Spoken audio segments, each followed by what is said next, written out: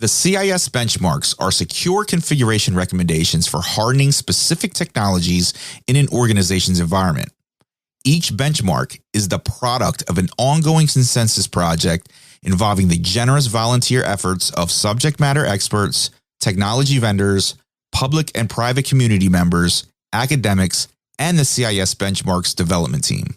CIS benchmarks are a key component of an organization's overall security against cyber attacks, and each CIS benchmark recommendation maps to the CIS critical security controls, or CIS controls. There are more than 100 CIS benchmarks across 25 plus vendor product families available through free PDF download for non-commercial use. CIS benchmarks coverage includes security guidelines that are applicable to cloud provider platforms and cloud services, containers, databases, desktop software, server software, mobile devices, network devices, and operating systems.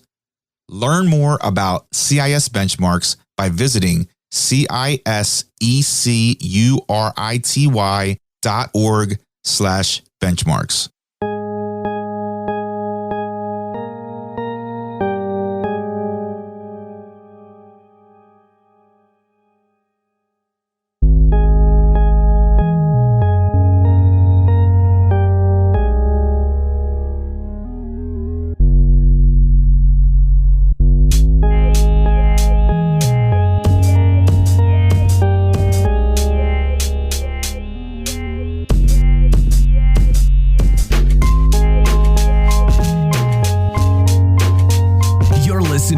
Barcode Podcast with your host, Chris Glandon, serving cybersecurity straight up with no chaser.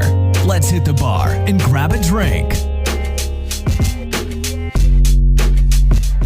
Hey, Danny boy, what's happening, man? Not much, Chris. What you drinking tonight? Okay, let me get a... Oh, hey, Chris. Yo, Sophia, I didn't see you there. What's new? Well, you know, I have to tell you, it's never my intention when I come in here, but I just met a guy here at the bar. Maybe you know him. Oh, yeah? Where's he at? He had to step away for a quick minute. He'll be right back, but I really think I struck the gold mine with this one. He's an actual Nigerian prince. Wait a second. Yeah, and if this all works out, you could be talking to future royalty right now. Hold up. That damn Nigerian prince is back again? I permanently banned him from here like years ago. Somehow he keeps showing up. I don't get it. Sophia, you have to be careful. He is a known fraud. He will lure you in with his charm and then ultimately take your money and disappear. Oh, you mean like the Tinder swindler? Oh, you know about that? Yeah, something like that. Yeah, Sophia, that's true. I mean, this guy's been running this scam for years on unsuspecting victims. Oh, come on, guys. Give me some credit. I'm not stupid. You'll meet him in a few seconds and see if he's the real deal. Well, for your sake, I hope you're right. In the meantime, Danny, let me get a drink. What you pouring up tonight? Well, Chris, here's a drink I'm going to hook you up with. It's called a fishbowl. In an ice-filled glass, pour in 2 ounces of vodka, 2 ounces of coconut rum, 1.5 ounce of peach schnapps, and 2 ounces of blue raspberry vodka. Then, shake it well to mix. Then, throw in some Nerds candy and Swedish fish into the base of a round glass and fill it up with ice. Pour the mix in and finally top it off with 2 ounces of Sprite. All right, thanks, man. Well, listen, Sophia, I got to run. I see a professional that just walked in that's a true expert on strengthening the weakest link.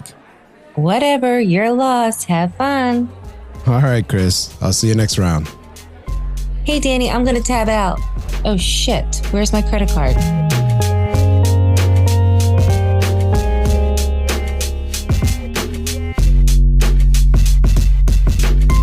Arun Vishwanath, a leading expert in human cyber risk, has held faculty positions at the University of Buffalo, Indiana University, and the Berkman Klein Center for Internet and Society at Harvard University.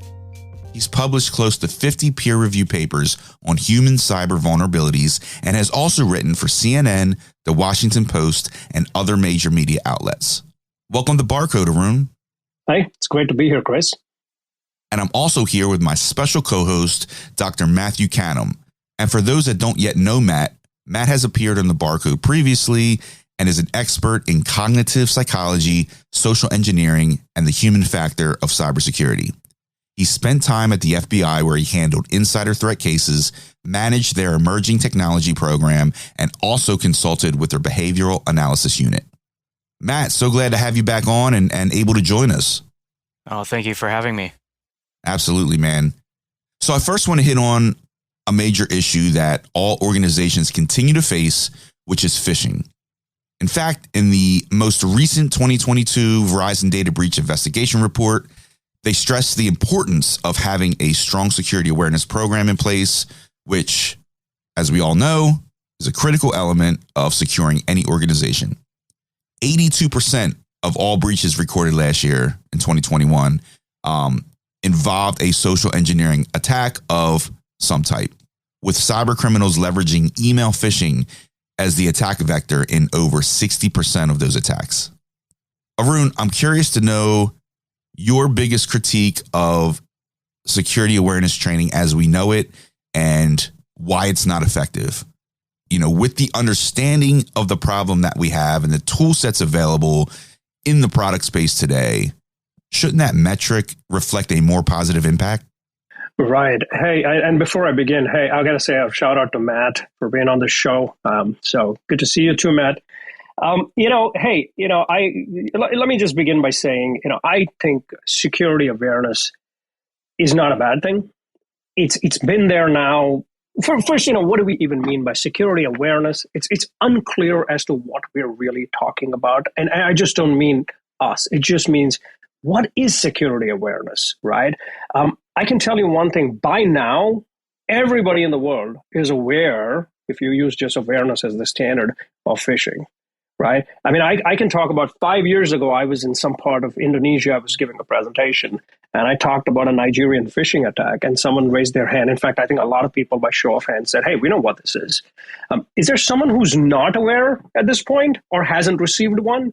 I would find that hard to believe, right? And then let's look at the data here, right? Most of these attacks that are happening now successfully, reported by DBIR, are in organizations which have a security awareness program in place. They have been hit on their head repeatedly by now with security awareness training, as it is the gold standard of training. And what do we see? We still see the same attacks having the same success, if not even more success than they ever do it. So we got to say, well, the data points to something that isn't working, which is what I've been talking about now, for the last 4 to 5 years, which is, there's something that's dramatically wrong here. It's not working. And there's a lot of things here that point to the fact that the paradigm that we have, as it is right now, does not work. It can be improved. It needs to be improved. And it's time we did it, because we can't wait for the next Verizon DBIR to tell us, hey, you know what? The attacks have gone up even more. And that's all we've been seeing for the last 5-6 years now. So if I can ask a follow-up to that, do you think, Arun, that this is a result of just a numbers game? You send out 10 million emails and you're going to get a few people that are going to respond? Or do you think that this is more a factor of just how human cognition works and that these people are pushing the right buttons? Right. And I think it's a mix of both, right? One is, why did it even begin, right? And let's be very honest. I mean, I want to go back to, Chris's point too, which is, when did this all begin, right? You would think this began, if you look at some of the data right now, people say, it began the last 5 years. No, it didn't. The first major spear phishing attack began in 1998 in AOL. That's where it got its name, spear phishing. And guess what they did back then in 1998 in AOL, when it was kind of the market-leading ISP? Well, they sent everybody an email warning them about it. They said, let's create awareness. What does that tell you, right? We're in 2022, which is, a gazillion years in internet time, right? At the speed at which computing moves. And we're still sending emails after the Ukraine invasion, warning everybody, hey, there's a phishing attack that the Russians might be sending. Be careful. What we haven't done is ever through these entire time period, in this 22, 25 years, even tried to figure out why it works, right? So one reason it works, Matt, is, of course, it's a low-level attack, right? Let's not forget, you remember 2014 when the North Koreans entered Sony Pictures, right? All of North Korea has as many email or internet connections as probably the people in your household do. Yet, here's a country that's got basically little or no internet attacking Sony Entertainment, right? The scion of one of the most tech-savvy companies in the world. And they crippled that company. They bring it to its knees in 2014. And how do they do it? Because, of course, it's a low-tech attack. It doesn't require a lot of technology. But you need to understand why it works. You need one victim. And in order to get to that one victim, you just need to understand human psychology, human behavior, and take advantage of it. And now, from the defender's point of view, where you and I sit, we need to have started back in the 90s itself to try to figure out, why do people fall for this? And we haven't done that, right? At least not in the security world. We've done this in other parts of social science, but we haven't done it in the security world. And that's what I've been advocating now, for almost a decade now. Do you feel like the reason for that is that we're too tech heavy and too reliant upon tooling to fix this problem? Right. I mean, one of the problems is, I am in a lot of security circles where, in fact, last week I was in some security conversation with a bunch of people, and people talked about the fact that, technology has improved so much. However, our understanding of people has not. Yeah. And that is the most ridiculous thing I've ever heard, because the problem here is that the science of humans goes back 100 years. The science of understanding computing technology is only 10 or 15 years old. In fact, we understand people a lot better than we understand technology. The problem is these are two completely different worlds, and they're stayed separate. Security folks are focused on security, and they begin from a tool out, right? It begins with the technology and then goes out. The people, the human factors, as we like to call it, or the social cognitive scientists, we look at people and begin and end with people. Technology is a tool in between. It's a mediating tool. It's not the outcome of the process. The best example of this is, you look at some of these social engineering, attack diagrams where they tell you, okay, here's how the attack began and here's how the attack spread. And you will find, out of 10 slides, one of them dedicated to how the attack came in. And the remaining 9 will talk about the malware signature, the C2 servers, and how they figured out where the C2 servers were located, and on and on and on into the complexity of the attack. But the most important thing they'll miss, or they'll barely spend time talking about, is that it started off with someone clicking on a malicious link. In fact, in my recent book, and I'm going to plug my book at this point, called The Weakest Link, that I just published, I talk about this. I give you an example of, major crimes that happened, right? You talk about these major art heists that happen where, you look at the sophistication of how they attack and how they take down the systems and how they get in and do all these things and take away all the art and sell it in the black market. But the one thing we missed out is, how do the bad guys enter? Well, they basically dressed up as cops and knocked on the door, and someone opened the door. And the analogy, right, that metaphor works for security as well.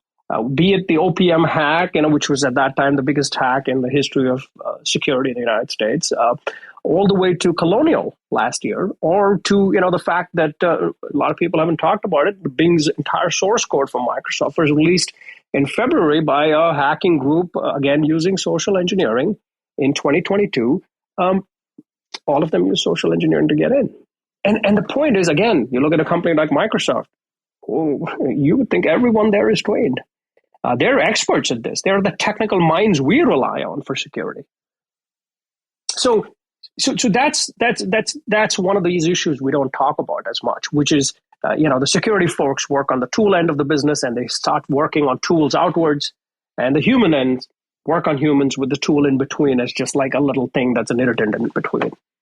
So Arun, I'm curious, follow up on that. In your book, you talk about how there was a phishing attack against an organization, and after the attack, everyone was asked to change their password, and the IT department essentially sent out an email that looked almost identical to the phishing email, asking everyone to log in and change their passwords. And I've received emails from security conferences for honorariums asking for my bank details, which also looked very much like phishing emails. And I'm curious, it is sort of a two-part question. Number one is, should we be having some sort of security awareness training for security personnel to train them how not to look like phishing emails? And number two, what sort of effect do you think that this is having on users when it's almost impossible sometimes to distinguish between the phishing emails and legitimate security emails? Right. Well, let's go back to where this began, right? And sadly enough, this idea of sending an email to warn users, I just alluded to it, began in the late 90s with AOL. That's what AOL administrators did. They sent everybody an email saying, don't click on the email that's coming from because those are the bad guys. And we do that now, and we still do that after spending millions and countless hours in security awareness training. And you're right, Matt. Security, here's one of the biggest problems we have, which again, I talk about in the book, is you have IT, the folks in IT security in general, who act like they're more prescient, that as if they know what the user needs, yet they themselves get hacked, and they use very poor, to lack of a better word, security hygiene when it comes to communicating with end users of what not to do. And this began, even early on. These are, federal institutions like NIST are also to be blamed for some of this, right? Remember the, change your password with long passwords every 3 months? I mean, that was a standard thing that we all followed. And this is one of the problems with security that people don't talk about. And this is a computing problem. What we start off, the world follows. So now all over the world, every 3 months, you had password expiries and password reset emails coming in. And before you knew it, the bad guys were starting to create. And those were the easiest emails to create because they went to the heart of what the bad guys wanted, which is identity. So when, and I have read the original articles on the basis of which NIST came up with that idea, that best practice, and that had nothing to do with studying humans. It had to do with the complexity of, how it was to brute force passwords. And so you use a technology to come up with a solution for a technology without considering people. It's indicative of what, to Chris's previous question, the problem in security. People are an afterthought.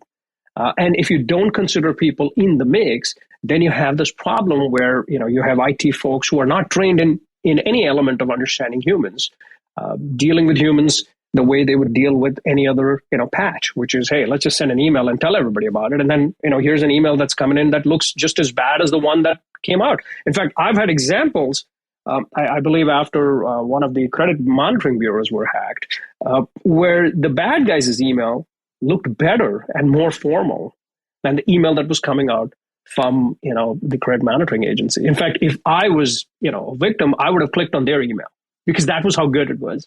So it's a mess. It's a mess. And we have to change this paradigm. And the way we change this paradigm is we go back to understanding people. We go back to studying the problem from the victim point of view and come up with best practices around that. So you mentioned NIST, and being that NIST is an industry framework that is commonly used by organizations today, is there a method to inject the human factor element into the current NIST framework, which in my mind would elevate the importance of it? I mean, is that even possible? I think it is. And I think it is necessary, right? I know some of the folks at NIST who do work on the human factors end of security. They don't have as much of a voice because, again, security is seen as a technical problem, right? So the technical folks have the lion's share of voice. Now, if you look at some of the cybersecurity frameworks, and I've talked about this in my book as well, the cybersecurity framework, right, while well-intentioned, hasn't thought through the human element at all, right? All they want you to do with the human element is do security awareness training. I mean, you can keep saying security awareness training in 3 different ways, but it's still security awareness training. You can say, level 1 awareness training, a level 2 and a level 3. And there is no distinction in what they mean, which goes back to what I began with. What do you mean by security awareness training? What is it? Yeah. Right. There is no clarity on it, and we can talk about that, right, which is pretty pivotal here, because at the end of the day, when it comes to human factors, the only answer we have is training. If there is a better answer out there, I have not heard it. Yeah. And often that training is reflective of compliance. Well, it comes down to compliance. When you mandate it, which is what has happened, right? So it's become a mandatory thing, awareness training, at least with many other federal government and many state government institutions and even vendors who work with them. The training is mandated, so they all do it. And so every IT person does it, and every user endures it. And you just kind of check that box and you say, hey, I did it. So if anything does happen, you can't turn around and say, hey, you didn't do that. So I think you bring up a really excellent point when you talk about what is security awareness training. And I'm almost wondering if this awareness term is sort of interfering with a potential solution. And what I mean by that is, I think Perry Carpenter talks about this. Just because I know, or just because I'm aware doesn't mean that I care. That's what he says. And to tweak that a little bit, your background is also cognitive psychology, correct? Partly, yes. Partly, okay, and as is mine. And so when I think of something like Pavlov's dogs, right, at the very beginning of behaviorism, where you're creating this sort of pair between, a stimulus and a response, you're almost inducing a habit in that dog when you're ringing the bell and introducing that food smell, right, to cause them to salivate. And I'm almost wondering if there's a way that training could take a similar sort of behavioral level approach to training user habits, because I know you and I have talked previously about how habits play such a serious role in vulnerability. I mean, we click on hyperlinks every single day without consequence, right, which reinforces the fact that they're not unsafe. But there's that 1 in 100 or 1 in a million times that it's not safe. And everything that the user is being trained is contradictory to that. I'm curious what your thoughts are on that, about maybe if there's a way that we can train at a behavioral level. Absolutely. I contend, and I've got work on this that I've done at various levels that are published in various peer-reviewed journals. The best way to break a bad habit is to replace it with a good habit, right? And that is true for a lot of things, right? But what would that good habit be is something we need to get to the bottom of, right? And I think there is a lot of merit in trying to replace, let's say, and one of the mistakes we make before we got on the answers there is that we tend to try to replace habits with thought. Right. So what we try to do is we say, hey, you know what? You have a bad habit. How about you think about this? Well, the problem with the habit is that it overwhelms thinking. Right. So when you're habitually clicking on something, let's say, I'll give you an example. You have a notification and you have this habit of, hey, I don't want to have unread notifications. I like to make sure that I have no unread notifications.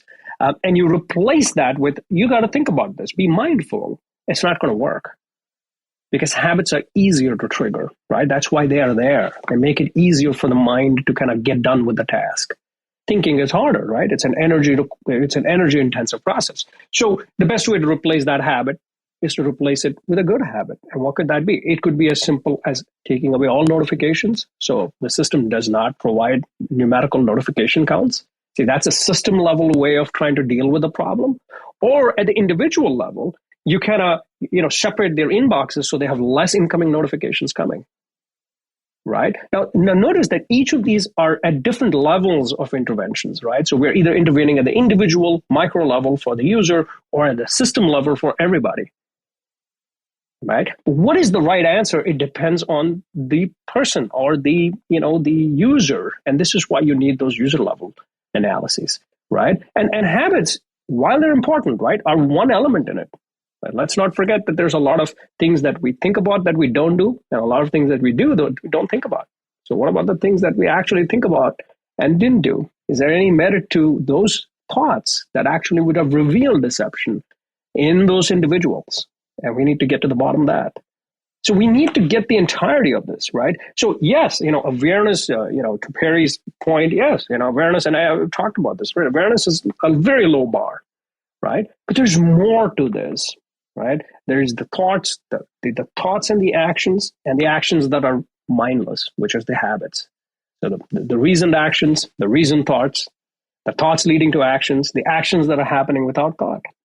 We need to get to the entirety of it. And that gives us the full picture. And what I do in my book is provide the model for actually measuring all of these. And if you want to get down into that path of discussing security awareness, I mean, there's a lot more than just the term.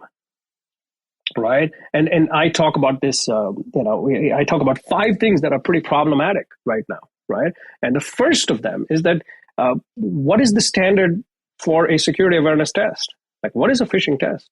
There's no standard for it, right? Here's a huge problem. You don't have a standard for a phishing test. We don't know whether if I'm an IT person and I want everybody in my organization to pass the test, I make a test that's very obvious, right? A Nigerian phishing email right now from Nigeria are looking like those standard ones. Pretty much everybody figures it out. So we have no standard right now to equate the hard ones from the easy ones, from the not so easy ones. This is a visual standard. We don't have a standard right now.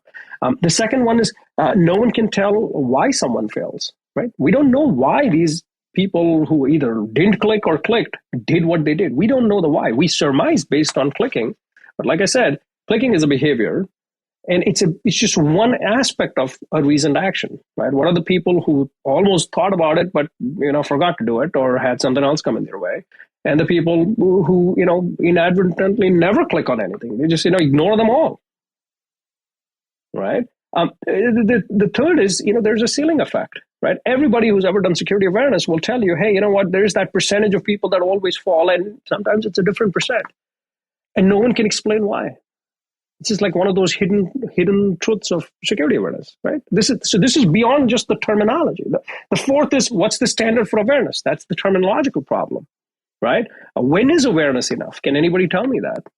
So, let's take it to that next step. Just because I am aware, to Pierre's phrase, I'm paraphrasing what you just said, just because I'm aware doesn't mean I care. But let's say you do care.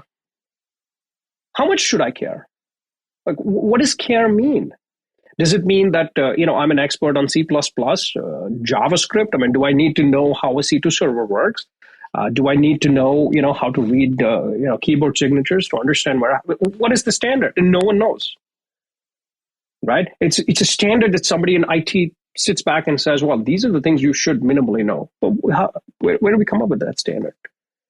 Right? So what are we training people to do? It's like I'm training you to be a physician without really knowing the patient. Without knowing what the standard of care is, without knowing what an ideal blood pressure level or temperature level is. I don't even tell you what you should be measuring with the cuff. I just give you a bunch of equipment and say, go do it. And I'll tell you 10% of the people are going to fail these equipment completely, but you're still going to have to use it. I'm going to mandate it, right? And the last point is creating security awareness because of all of this is not a solution. It's a product. Right? It's something no one wants to talk about. It's a product. Right? Nothing wrong with capitalism. I love capitalism. We all are capitalists, right? But there are certain things that the market should not be doing. One of that is things like psychics are also part of that marketplace of capitalism, and people spend millions of dollars on that. Astrology, and bad science.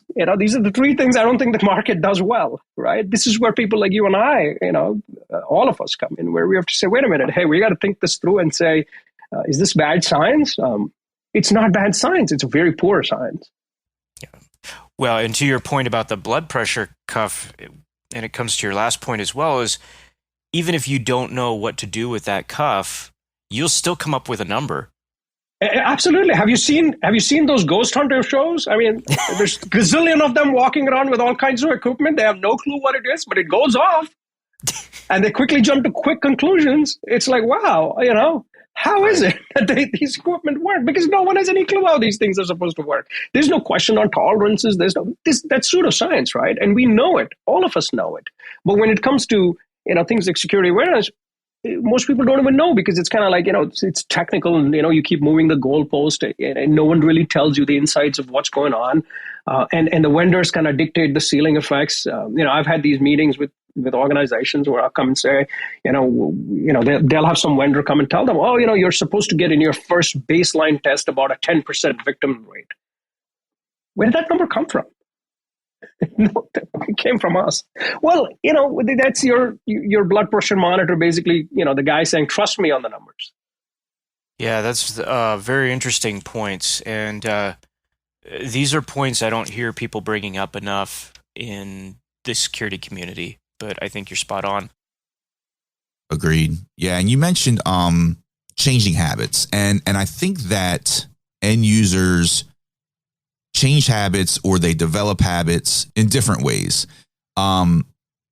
What is your take on an organization forcing habits via disciplinary action? And does that work? Because I've seen it before where, an organization will use scare tactics or threaten these harsh repercussions for an end user failing a phishing test consecutively over and over again. And I've even seen it go as far as termination.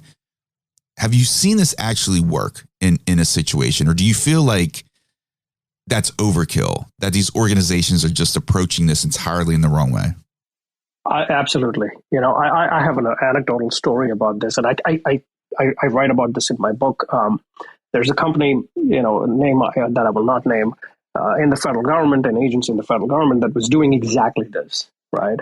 And their numbers were down to less than 1%, right? They had these, threats and stuff that they would do where they would, scare their employees big time, right? And just imagine being somebody working in this company falling for a test that has no standard, right? I mean, so there could be a very difficult phishing attack, it could be a very lame one, who knows, right?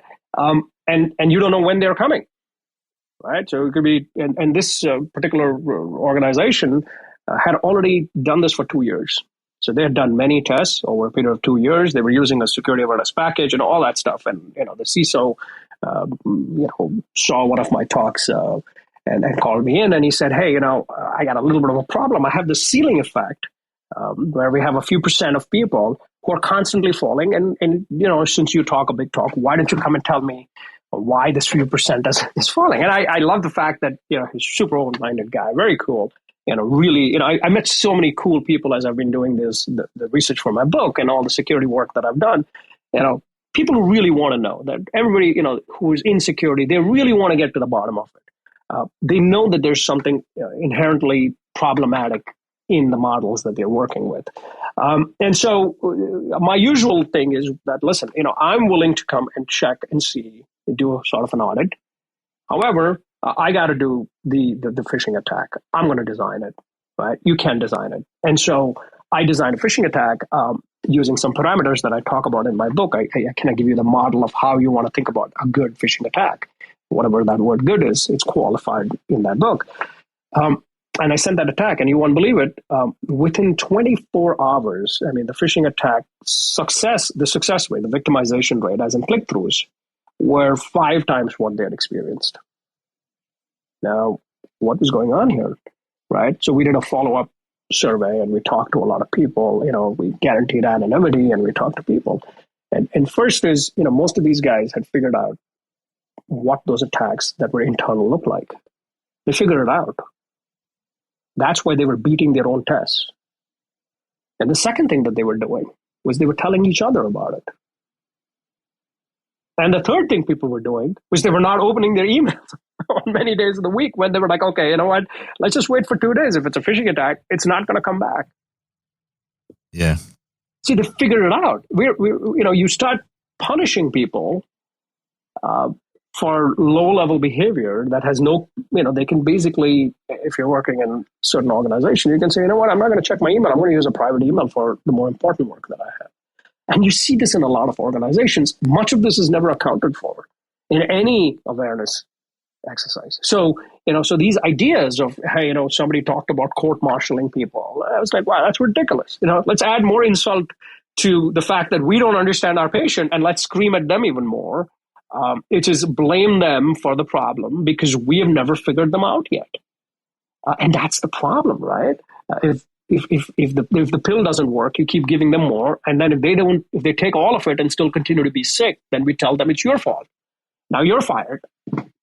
Doesn't work. I think we need to get to basics. Let's understand our patient, and let's build solutions that actually work. And they don't have to be dramatic. They don't have to be more training. They don't have to be more and more of these phishing exercises. We do need them. I'm not saying let's throw the baby out with the bathwater here, but we can do this to the people who actually need it. We can do it using attacks that actually are relevant and that we can actually measure the difficulty level of. And then we can do it in a manner in which we can get to the problem. If it's a habitual problem, let's treat the habit. If it's a cognitive issue, let's go to the cognition. And let's do it and solve it, because we need to, right? We can't still be sending out emails 25 years after AOL. Yeah, I completely agree. Do you feel like we need to involve more psychologists and professionals in that field into security? You know, it's unheard of to walk into an organization and see an end user psychologist. And I'm using that in air quotes, but, you know, it's not something embedded within existing training. It's not embedded in typical agendas within an organization. So do you feel like that could possibly be a step in the right direction? It is a step in the right direction, right? Part of the problem is that what we're dealing with, so here's the issue, right? So when you ask any IT person, what's a computer? It's a material. It's software, it's hardware. But really, what is a computing system today, right? Mm-hmm. What a computing system is a cognitive system, right? It is a cognitive system, right? We've all accepted. And the strange thing about this cognitive system, the reason we talk about it and the reason it's important is because unlike so language is a cognitive system, right? It's a way we make sense of the world and we talk to each other, right? But language takes a long time to evolve and a long time to spread, right? It doesn't happen very quickly. Even today, we still teach certain languages, like English, for instance, is not a global language. We go to different parts of the world and teach English, right? Because we want the cognitive system to be universal to some extent, so it becomes easier to relate, easier to communicate, and so on and so forth. But if you look at computing, back in the 70s and 80s, in the 90s, I remember there were textbooks that I was learning off where there was one chapter dedicated to MIS, where they were still trying to tell us to use computing, the big benefits of computing. Today, it's everywhere. And as a cognitive system, everywhere, whether you're in Russia right now or in Botswana, I mean, the computing system that has a mail program that has got the button sends email. There's a universality to this. So not only is it a cognitive system, it's a dominant cognitive system. It's now dominating essentially how we look at the world. So much so that if you look at certain mail apps on your phone or your iPads and so on, on your tablets and so on and so forth, they don't even have, remember the old days, the computer programs, you'd have a file button and the icon would tell you exactly what each GUI meant. Yeah. There are programs, if you go on your tablets and your phones, most of them are like minor icons. Some of them don't even have icons. They just know, where to touch. It's so mindlessly done that the cognitive system is so entrenched in the way we think and the way we act online in these virtual surfaces that it behooves us to say, okay, this is a cognitive system at work. How come we don't even understand how it works in the individual, within the mind of that person? Because if you want to solve these attacks are not happening at the material level. They're happening at that virtual cognitive level. So this is why the solution is to incorporate that understanding. We got to study those people at that cognitive level. And it doesn't, of course, it's not just limited to, computing or security. This permeates everything we do, right? Would electric cars today be the way they are if not for computers? Not just for the device itself, not just for the computing power of self-driving cars or whatever we have promised, but also how we have designed them. Tesla, for instance, openly talks about how impressed they were and how much they are designed like Apple, right? How Steve Jobs' design philosophies influenced them. Remember, the early EVs that were in the 90s had removable batteries. Now the new ones don't. And I wonder if Apple didn't come in between with iPhones, which had non-removable batteries, non-user serviceable batteries, would Teslas have them? You don't know. See, because this is what cognitive systems do, right? I mean, they change, they infect the way you think, and that becomes the framework. The GUI framework is the framework with which we see the world. So understanding this in that, at the psychological, social, and psychological and behavioral level for the individual is imperative if you want to ever understand what's going on all over the world. And this is why you can have an attack that you can use anywhere in the world now, right? That's why you see social engineering everywhere. You see an Amazon attack, you create an exploit that can, let's say, recreate an Amazon webpage. You can use this anywhere in the world. Why? Because as a system, it's used everywhere. That's those are very interesting points, and you talk about studying these user groups and studying these interfaces, and in your book you talk about academia's incentive to maximize originality. But this can come at a cost, right? And that cost is sometimes relevance to the real world problems. And on the other side of the spectrum, you have industry that's developing a product, but not necessarily a solution. And I'm curious what your perspective is on how we might be able to navigate between these two poles. Right, and it's a great point. It's something I kind of thought a lot deeply about as I eventually ended up leaving academia, and one of the reasons for that was because I got to go back to the 1950s. In the 1950s, 40s, 30s, 40s, and 50s, much of the social science research and research in general that was coming out used to be funded by the armed forces, by the Navy, by the military. There's a great study that I began my career working with a bunch of sociologists who trained me, and then I moved to psychology, and then I moved to the cognitive side of users, right? So I've kind of made this transition.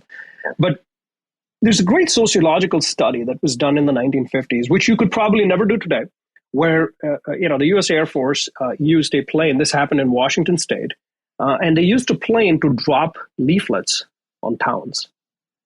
Okay, and the idea was to study. And this was back when, the Korean War had happened and the U.S. Air Force had dropped about 1 billion such leaflets, propaganda leaflets in Korea. The Second World War, the Allies had dropped 5 billion such papers, but nobody knew the effectiveness of these things, right? So the U.S. Air Force funded this study to do it in Washington State. So they took a bunch of towns and they flew over it with these planes and dropped leaflets over a 2 to 3 day period. It's a real cool study from an academic point of view. I wear my academic hat. I get excited about this kind of studies, right? Imagine the resources that went into this. Imagine what it takes to actually fly a plane over a town, litter it with paper, and then do surveys to say, hey, who found this paper? What do they do with it? And they did these follow-ups. And in a sense, some of those research is what contributed to our understanding of, champions, for instance. Something we do in the security world, we talk about, security champions. Well, a lot of the language of what is called as opinion leadership comes from some of this original work from the 1950s and 40s, funded by the armed forces. See, now and today, and the reason I'm talking about academia is back then to do good academic work, you needed a lot of funding, and the United States government funded this. Usually the armed forces, the war efforts funded this, be it the nuclear bomb, be it even the social science studies. Today, a lot of that work happens in industry, right? If you want to work on big data and you're not working for, let's say, Google or AWS or what have you, what big data do you really have that's worth looking at? A lot of that big quality work has moved to organizations that are either directly related or affiliated with the big, Silicon Valley corporations, or they're like the Ivy League, the top tier, the Stanfords of the world, who have actual direct access to that same data. So if you're anywhere else in academia, the data quality that you have access to, if you're not, let's say in security, let's say you're doing security awareness, what's the data that you have? Right? And so part of what has happened with academia is a lot of that thinking, the good data to do the good work, to do this large scale work, has moved into industry, has moved into Silicon Valley, has moved into the tech sector. And so a lot of the people I know, many of my students, they all moved into the tech sector to get jobs because that's where all the innovation is happening. And a lot of that innovation is very, means oriented and ends oriented. Of course, you saw what happened with their AI team. They fired half the AI team when the data didn't play out to be the way they wanted to. And that's the way it works in industry, right? They have a reason that you're hiring. In the meantime, what do you do in academia when you don't have access to this kind of data? If you don't have that access to security awareness or, the big data that you need to do this high quality work, well, you start doing marginal work that basically gets you publications. So, of course, there's a reason that a lot of this work is incremental or really just based on, just trying to recreate something and replicate something and call it something new. Because one, they don't have the access that they used to have. Even with funding, Facebook is not going to give you access to their data, period. Nor is Google, nor is AWS, nor is Apple. So NSF funding, which used to be, the requirement to get access to big data, doesn't exist anymore. Right? You have funding, but it's not going to give you access, right? So a lot of that move away is the reason academia has kind of lagged and is a lag right now, or they lag behind when it comes to tech innovation. On the other hand, you have industry that's doing what it's doing because, hey, they want to move ahead. It's the market at play. And how do you bridge this two? And I think that's where the challenge is, right? It's very hard to bridge these two because, you have a different set of motivators for both of them. Yeah, no, I think that's an excellent answer, and it's something that I've struggled with also. Having been in academia recently and then just transitioned to industry, I'm finding very much the same thing. Right, but you'll notice that a lot of the good data right now, if you really, let's go back to security awareness, for instance, or even just cybersecurity in general, a lot of that really good data is with the corporations. If you want to study VPNs right now and the quality of use and all of that, you are better off working with one of the VPN providers. Now, if you're in academia, no one's going to give you access to this. I mean, I tried this as an academic a decade ago to get access to security awareness programs directly, to work with them directly. And I was shut off before, I said hello. And I have email trails of conversations where they first said yes, and then they realized I was an academic and shut the doors quickly because no one wants to be scrutinized at the end of the day, right? I mean, these are for-profit companies, and rightfully so. I don't blame them for what they did. But the point is, that's where the quality problem comes in. So what is academia churning out today then, right? So if you're a social cognitive scientist sitting in academia who's not in one of these Ivy League schools, who doesn't have access, to that kind of data, all you're doing is, you're replicating someone else's work, or you're creating work that's essentially meaningless because you have no relevance or perspective because you really don't have that real world data to make it relevant. I guess on the other side, you do have industry which is interested in creating products and not necessarily solutions. Right. And so it definitely seems like a rock and a hard place sort of conundrum because the academia lacks access to relevant data, but industry lacks motivation to solve the problem. Sometimes it seems like. Right. And to your point, Matt, in the security world, it's even worse, right? Because part of the problem that happens in security, so in general, the Silicon Valley guys, the IT guys are not going to give you access to data because they're going to say, well, this is IP protected. But in the security world, there's one more layer, right? There's one more excuse. It's like, oh, we don't want the bad guys to get access to it. So that becomes your second reason to shut the door even tighter. So in case there are any gaps in it, you can always say, hey, we don't want the bad guys to get access to it, so we can't give it to the good guys either. Right? So basically everything is shrouded in secrecy. And then you wonder why it is that, 25 years after AOL, we're still doing the same thing we used to do 25 years ago, because that was the most open and obvious thing everybody did. Everything else is shrouded in secrecy. But this does seem like a solvable problem because there are areas of threat intelligence where security different companies have started sharing data to limited extents, right? Anonymized and so forth. And I wonder why that hasn't translated to human-related security data. Right. Yeah. And I think there needs to be more of that. I think there needs to be more of not just sharing threat intelligence.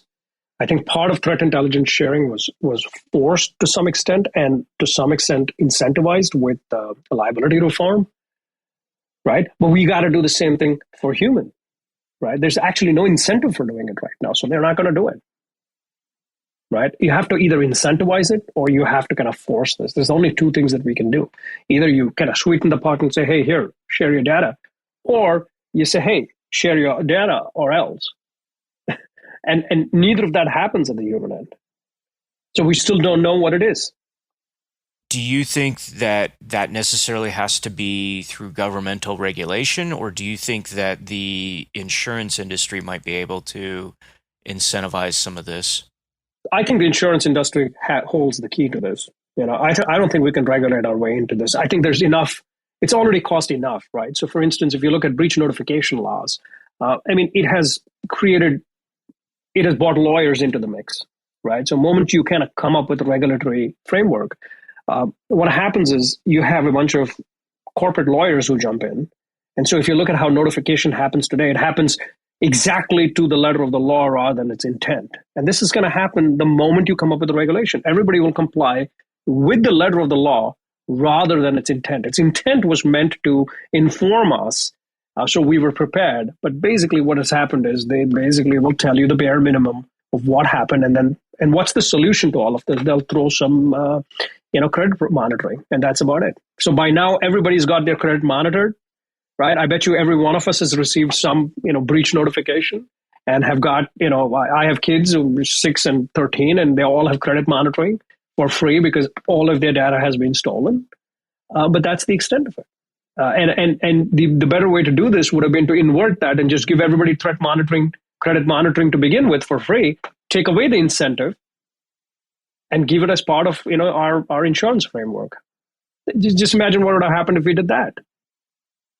Let's shift to your book for a moment, The Weakest Link, where you certainly talk about this topic in more depth. I'm curious to hear about your process for deciding to write this book. And I mean, I understand the concept for it, but what was the driving force for you to put it down on paper? Well, see, part of it was just a lot of frustration, right? It is this, I've been hearing these complaints about of us not understanding people, or that people were the problem, in so many security meetings.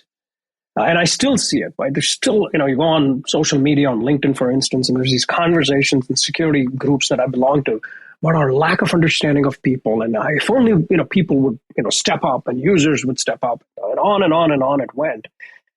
And I was working with individual companies. I haven't worked with many of them because I can't scale my work that easily.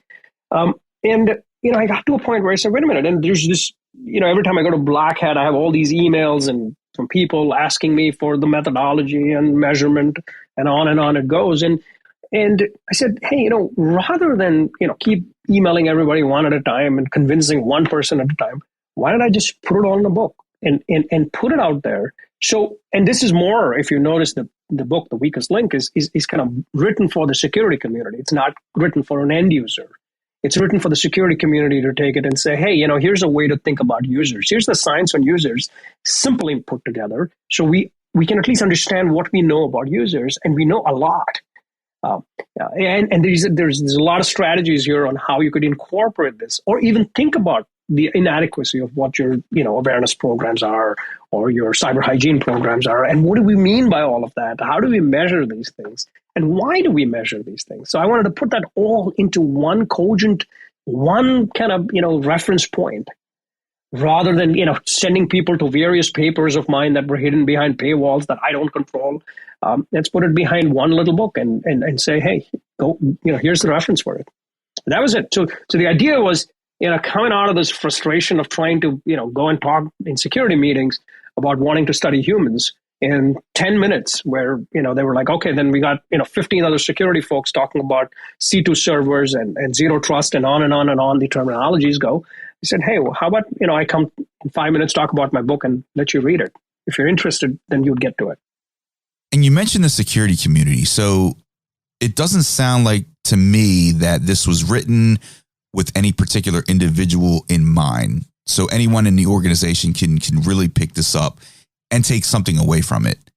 Absolutely. I don't want to write to the end users. I want to write to the physician, right? So it's like writing to the physicians, whoever that is. So he could be the CMO of the hospital, to use that analogy of medicine, who's dealing with users, right? All the way to the physician at the bedside, or the nurse who's actually dealing with the patient one-on-one, right? Every one of them can take this book and understand their patient, in this case, the patient being the user.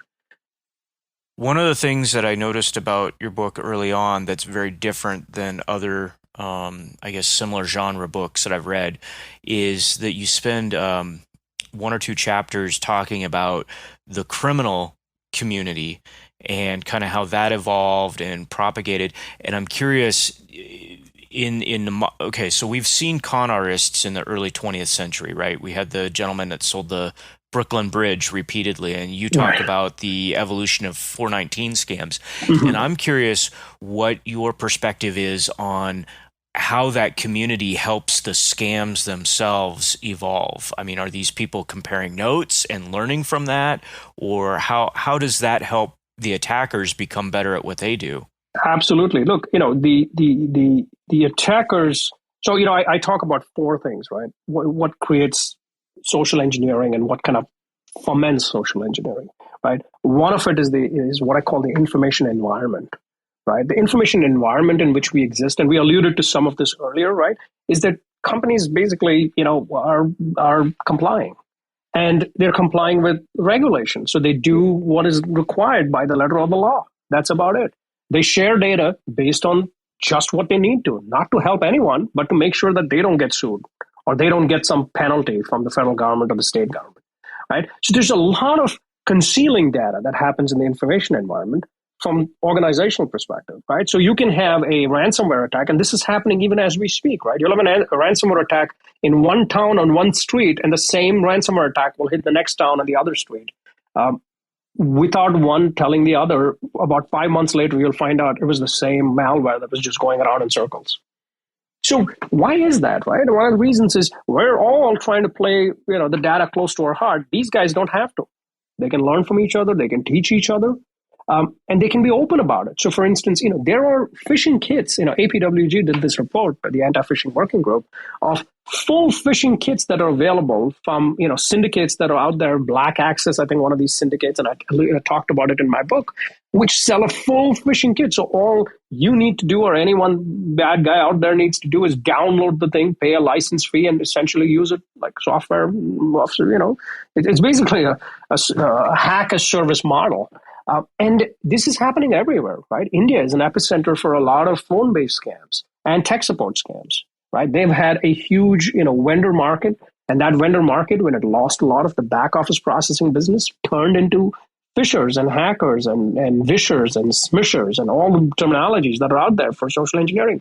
And they're very good at it because they use VoIP and go, across the world. They're responsible for essentially every IRS scam that's there in the United States, every one of them. And I was working with some groups in the security folks in some of our mobile service providers, and the number of calls that they were fielding were in the millions coming from these locations. And I'm talking about money we're talking about tens of millions of dollars that these companies were making per month that they were now channeling back into R&D. These are run like corporates. So, our view of the hacker, sitting with a hoodie in some basement or some Starbucks trying to hack people is not at all what it is. These guys are, corporate entities that are training each other, learning from each other, improving the vectors, downloading malware, buying malware, creating malware, monetizing it. It's unrestricted, right? And you can spend a lot of time creating an exploit on, let's say, an iPhone, as we saw with secure, and it's not just the bad guys, right? Let's be very honest. There are nation states that will pay for this. There's law enforcement that will pay for this. I read about law enforcement, the FBI, and all these groups paying to break into phones because a bad guy had it. But once you go down that road, you're opening it up for other law enforcement agencies to start doing it. And so there's an ecosystem of support for this kind of stuff. Whereas when you're a corporate, an organization, the for-profit entity in the United States, let's say a hospital in where I am in New York, hey, they had a huge ransomware attack. Who do they turn to? Right? We still don't know what happened there. The data's still not been released. And so, that's a huge problem. So there's a knowledge advantage. There's an information advantage. There's an incentive framework. The incentive is there. It's in, the hackers get a lot of street cred for this. And some of these hackers, and just imagine the age of the hackers who are doing this, right? I dedicated a section of my book to talk about the fact that most social engineering attacks are done by teenagers, including the one that just recently in January hacked into Microsoft and stole and released Bing's source code. They're like teens from UK. Apple was hacked by some kid in Australia. And these are, let's be honest, Apple and Microsoft, they sure are training their guys with security awareness. The gold standard. I'm sure they're yelling at these guys for any mistakes they make. I'm sure the IT is on top of everything that they click on. Yet they got hacked by social engineering attacks done by kids. And the incentive was with these kids, right? They could get away with it. They got a lot of street cred from that. Their group got bigger. They attracted more people. They made money. They probably got contracts from some bad, agencies out there. If you remember the Russians, when they hacked into the DNC, they used a kid in Canada, a young kid, 19-year-old kid, to do some of the social engineering attacks. on the DNC operatives. And this kid was making big money. He was driving an Aston Martin, lived in $1 million house, like 17 and 18. So the incentive was there. Whereas, if you're an IT guy working in a company, you take home your salary and you get yelled at whenever there's anything that goes wrong. I mean, what an untenable position to be in. So in a way, the book tries to address IT security, from that perspective, saying, hey, we've not equipped them with anything either. So if you're an IT guy right now, if you're a security guy, if you're a CISO out there, there really isn't anything to equip you. I mean, everybody has, lots of acronyms in their titles, lots of certifications, but it's still not equipping you to ensure that your organization and its people are resilient. Right? And that's unfair. I think that's very unfair. We're putting them in a very unfair position. So if you're a CEO out there, and this happened in Europe quite a bit, where, companies that got hacked, the CEOs were personally held liable. Personally. And I was like, wow, that creates a precedent. And that's unfair too. So we need to equip them as, cognitive, social psychologists and what have you. We need to equip that group with the knowledge necessary so their careers can prosper. So this is something that can benefit a lot of that community.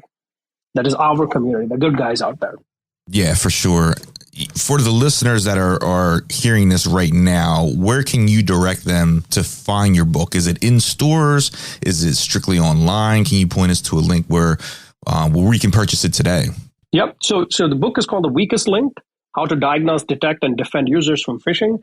It's published by MIT Press. It's available at every online store as well as offline. You can get physical copies of the book, or you can buy it on Amazon. You can buy it on Barnes & Nobles. You can buy it on Walmart. You can buy it at Target. Online, so the digital copies are available. You can buy it offline. We already sold out the book in the UK. There's another fresh group of books coming in. So in parts of Asia, again, I got emails saying we sold out the book. So it's doing really well, touch wood. But I hope that it gets to all the right hands. And I think that's the impetus here. The effort here is to make sure that it gets to enough of those right people who can actually implement it. Yeah. Right. The merit is in that transfer of knowledge. If we can achieve that, a modicum of that change where we say, hey, people start rethinking their security protocols, their awareness programs, their hygiene programs, and considering these initiatives, that itself, implementation is like the next stage. But if they can start considering it, rethinking it, and saying, hey, addressing it as a cognitive issue, I think we would have gone very far. Yeah. And congratulations on the success of the book thus far. I want to ask you, as end users embed this into their routine, is it possible for users to transfer this behavior from the corporate world into their personal life and have that, psychological perspective when they're at a bar, for instance, or within another situation where they need to be cognizant and aware of these social engineering attacks outside of the confines of business? Well, the answer is yes. And that's another issue that we're dealing with, right? We think of the employee as just a user in an organization. Yeah. But the bad guys don't think that way.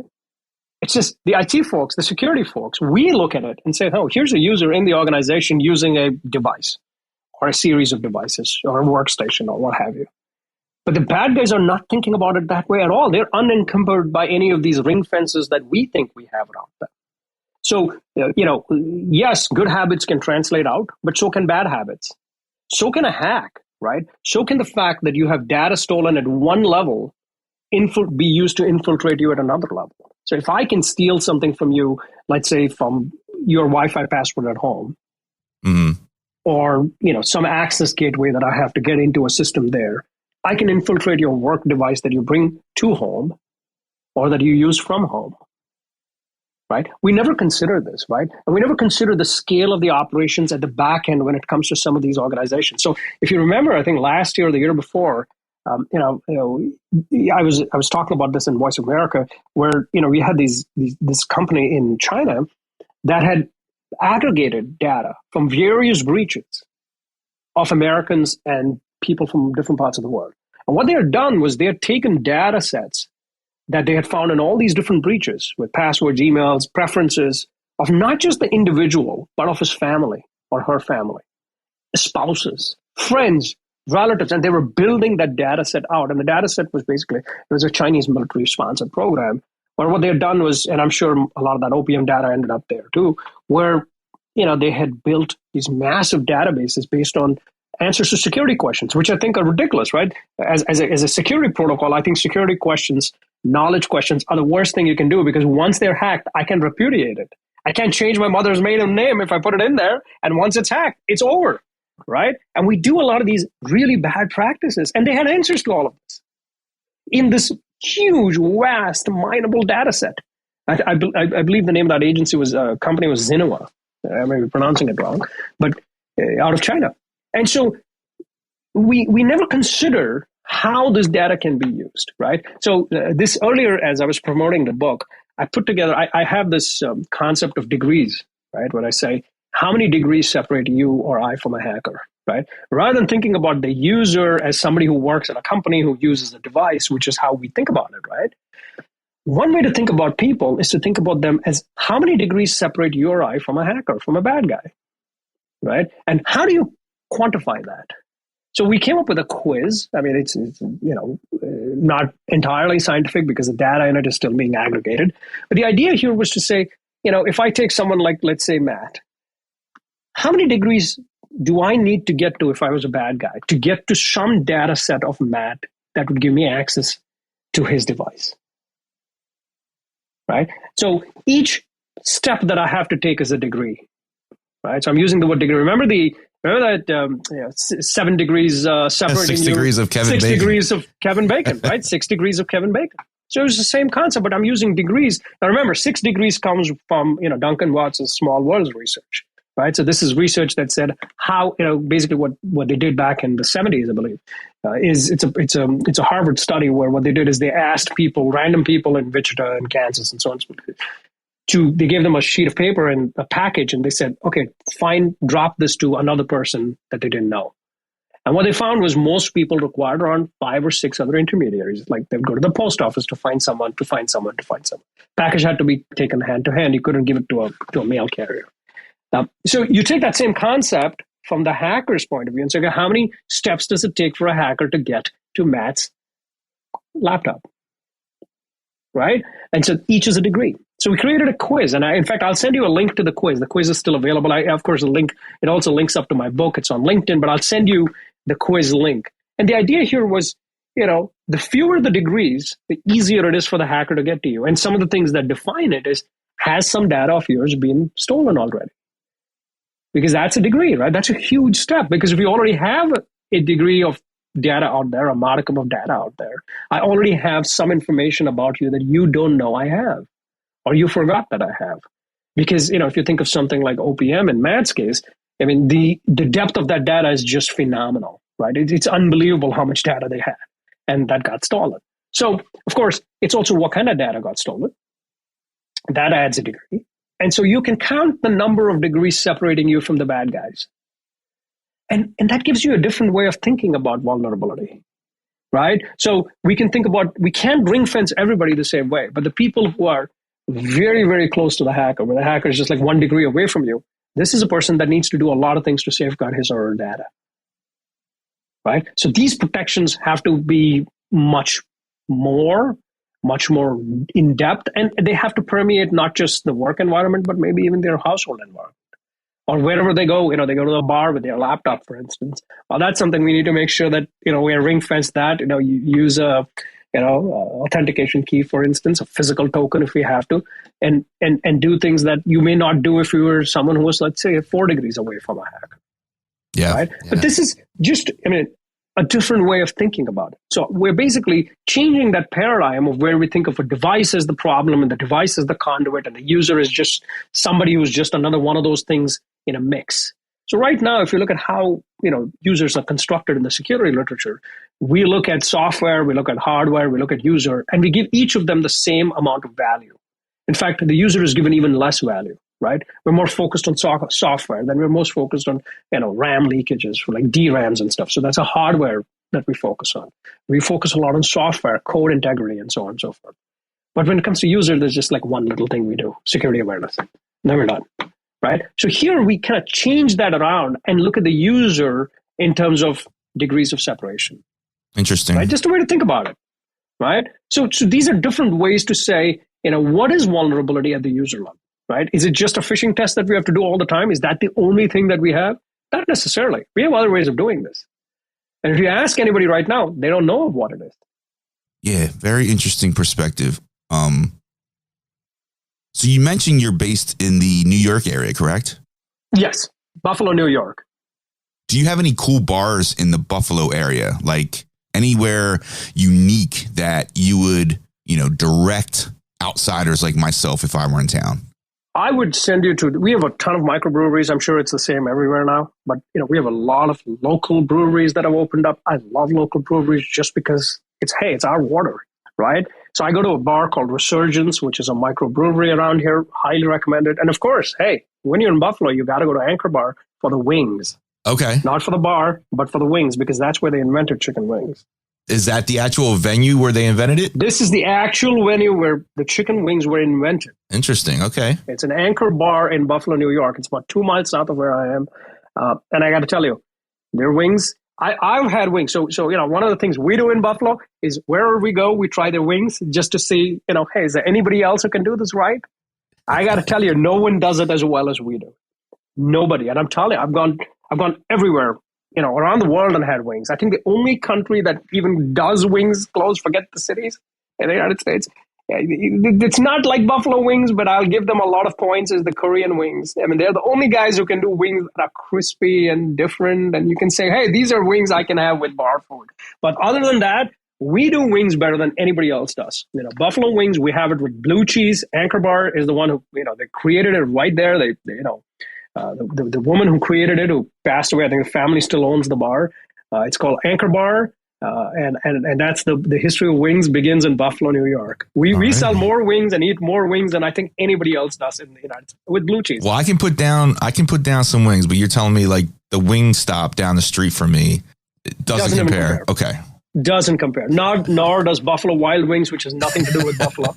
It's a chain. I believe it's based out of Ohio. It's not got anything to do with Buffalo. And you go blue cheese, right? You go blue cheese, not ranch. We go blue cheese. Yes, we go blue cheese, and that's the thing. When we go around and we eat it with ranch, and I was in Indiana for a while, and they had wings with ranch. It's like, what is this? And it's different. Once you get used to buffalo wings with blue cheese, you don't turn back from that.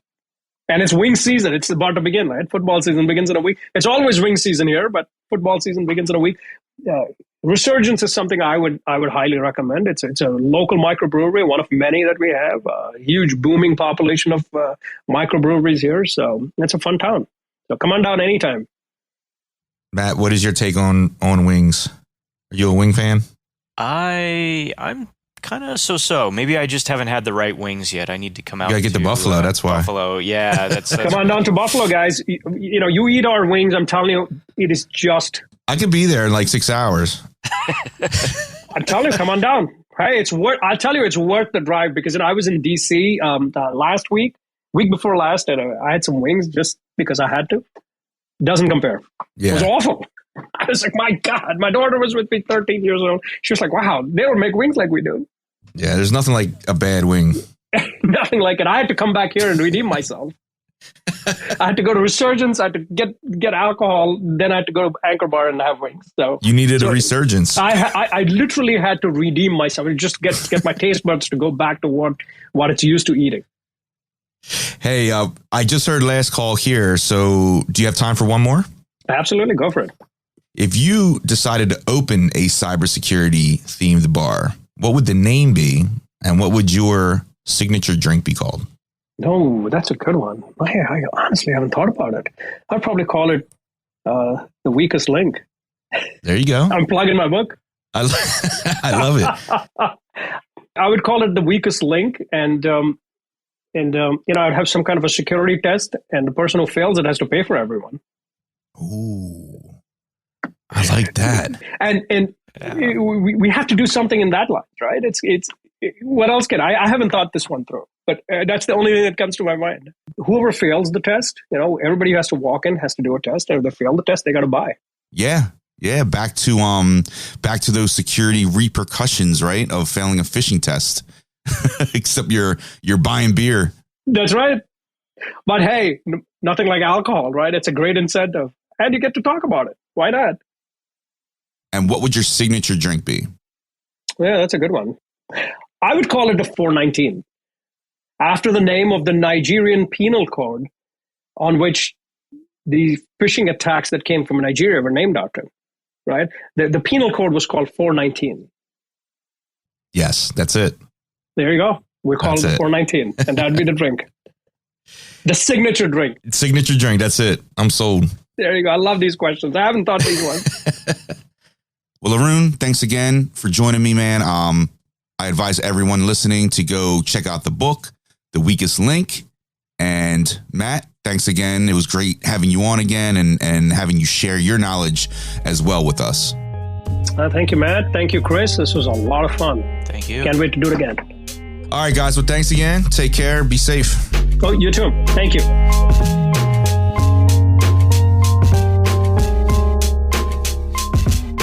As you know, Barcode is where security and IT professionals hang out after a long day. So, get your message front and center to our fans by sponsoring an episode. Learn more at thebarcodepodcast.com/sponsor. Cheers. Unfortunately, it's time to shut the bar down for this episode. Thanks for stopping in. See you next time. We'll save you a seat. Be sure to check us out at thebarcodepodcast.com.